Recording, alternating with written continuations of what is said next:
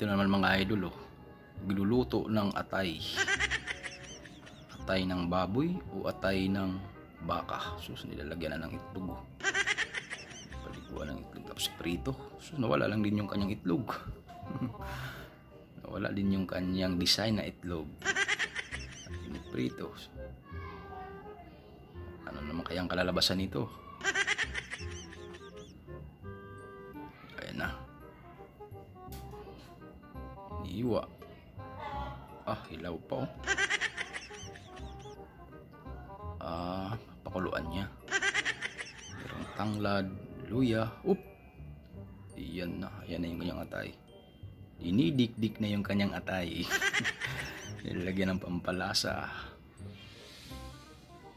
Binibilog. Bula-bulang atay ito, ah. Ayan na. Ini-steam na. Tapos sarina.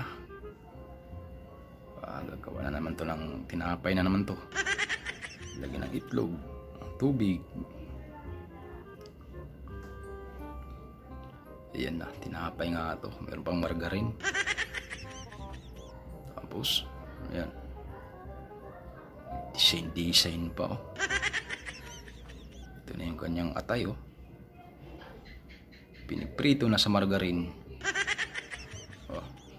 Itim na yung kanyang margarine, oh. Ayan na, lumaki na. Tinapay nga to. Pandesal. Tapos ipapalaman siguro niya yung ano. Hindi, ah. Ayan na, ipapalaman niya yung atay. Ayan na nga, yung atay nga.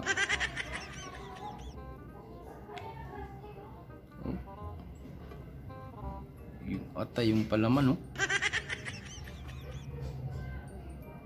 Tapos piniprito. Ano kayang lasa niya, no? Matikman nga yan.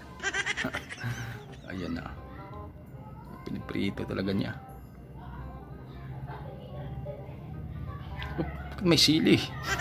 May mais, carrots, bagyo beans at sili talaga. Ang dami sili, oh. Grabe nga yan. Ayan na, ginagamitan na ng imbudo. Parang eskindi yata to. Eskinding sili. Sili to, eh. Pulang-pula, oh. Tapos ayan. Parang hot sauce nga. Parang hot sauce yung sauce niya. Anong purpose ng mais saka yung ano?